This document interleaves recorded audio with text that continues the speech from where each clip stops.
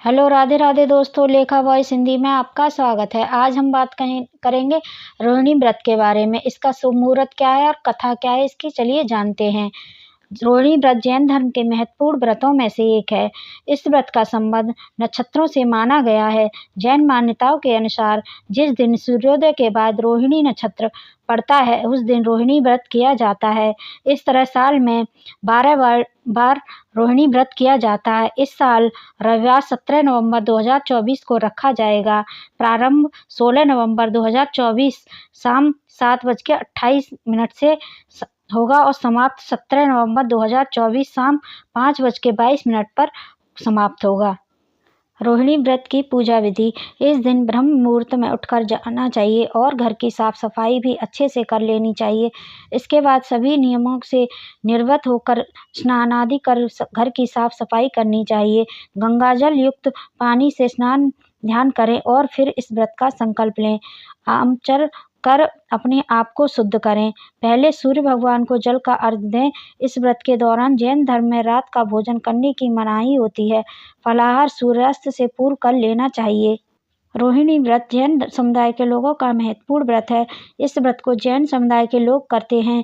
यह व्रत रोहिणी नक्षत्र के दिन किया जाता है, इसलिए इस व्रत को रोहिणी व्रत कहा जाता है। रोहिणी नक्षत्र के समाप्त होने पर रोहिणी व्रत का पारण किया जाता है। रोहिणी नक्षत्र के समाप्त होने के बाद मार्गशीर्ष नक्षत्र आता है। रोहिणी व्रत एक वर्ष में 12 बार होता है, अर्थात यह प्रत्येक महीने में आता है। फलाहार सूर्यास्त से पहले किया जाता है, क्योंकि रात को भोजन नहीं किया जाता है। ऐसा माना जाता है कि इस व्रत का पालन 3, 5 या 7 वर्षों तक लगातार किया जाता है। अगर उचित अवधि की बात करें तो यह 5 वर्ष और 5 महीने है। इस व्रत का समापन उद्यापन द्वारा ही किया जाता है। यह व्रत पुरुष और स्त्रियां दोनों ही कर सकते हैं। रोहिणी व्रत के नियम। व्रत के दिन ब्रह्मचर्य का पालन करें। झूठ बोलना, चोरी करना, हिंसा करना आदि से बचें। क्रोध, लोभ, मोह आदि नकारात्मक भावनाओं से दूर रहें। दान पुण्य करें और जरूरतमंदों की सहायता करें। रोहिणी व्रत के लाभ। रोहिणी व्रत रखने से भगवान वासुपूज्य की कृपा प्राप्त होती है। यह व्रत आत्मा को शुद्ध करने और कर्म बंधन से छुटकारा पाने में सहायक माना जाता है। मान्यता है रोहिणी व्रत रखने से पापों का नाश होता है और मोक्ष प्राप्ति की संभावना बढ़ जाती है। यह व्रत परिवार में सुख, शांति और समृद्धि लाने में भी सहायक माना जाता है। रोहिणी व्रत कथा। जैन समुदाय पवित्र पर्व है रोहिणी व्रत, जिसको अन्य धर्म के लोग भी बड़े उत्साह के साथ मनाते हैं। यह व्रत महिलाएं अपने पति की दीर्घायु के लिए रखती हैं। मान्यता है कि माता रोहिणी देवी की पूजा करने से जीवन के सभी कष्ट और दरिद्रता दूर हो जाती है। वैसे तो यह व्रत हर महीने आता है, क्योंकि अंतरिक्ष में स्थित 27 नक्षत्रों में से रोहिणी एक नक्षत्र है। व्रत कथा चलिए सुनते हैं।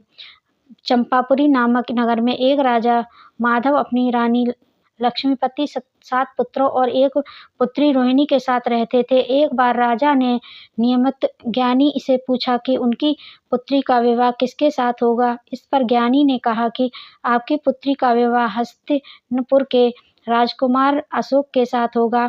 ज्ञानी की बात सुनकर राजा ने रोहिणी के स्वयंवर का आयोजन किया और जिसमें रोहिणी के राजकुमार अशोक को अपना पति चुना और उसके साथ विवाह संपन्न हुआ। एक समय हस्तिनापुर के वन में श्रीचारण नामक मुनिराज से मिलने अशोक अपना परिवार संग गए। उन्होंने मुनिवर से कहा कि उनकी पत्नी काफी शांत रहती हैं, इसका कारण क्या है। इस पर मुनिराज ने बताया कि पौराणिक काल में हस्तिनापुर नगर में वस्तुपाल नाम का राजा रहता था और उसका धनमित्र नाम का दोस्त था।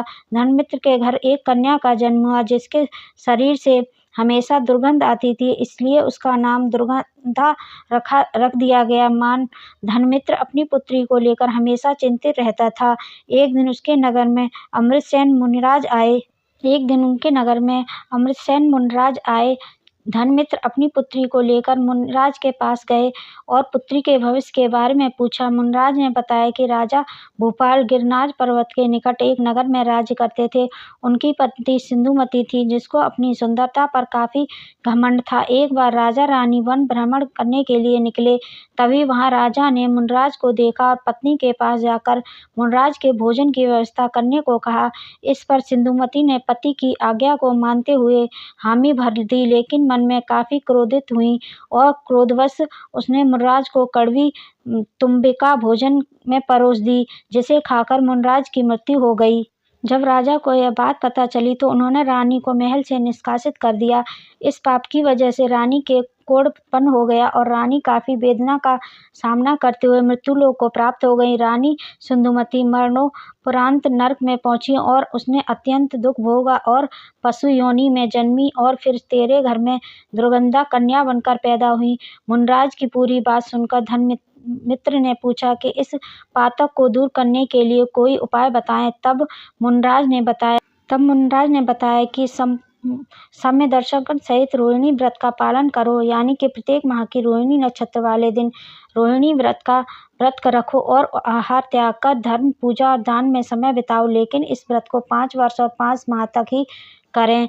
धर्ममित्र और उसकी कन्या दुर्गंधा ने विधिपूर्वक व्रत किया और मृत्यु के पश्चात वह स्वर्ग पहुंची और तत्पश्चात देवी हुई और राजकुमार अशोक की रानी रोहिणी बनी। अगर आपको ये जानकारी पसंद आई तो लाइक, शेयर एंड सब्सक्राइब जरूर करें। बेल आइकन को भी दबाएं। ऐसे ही मैं नई नई जानकारी लेके आती रहूंगी। तब तक के लिए धन्यवाद।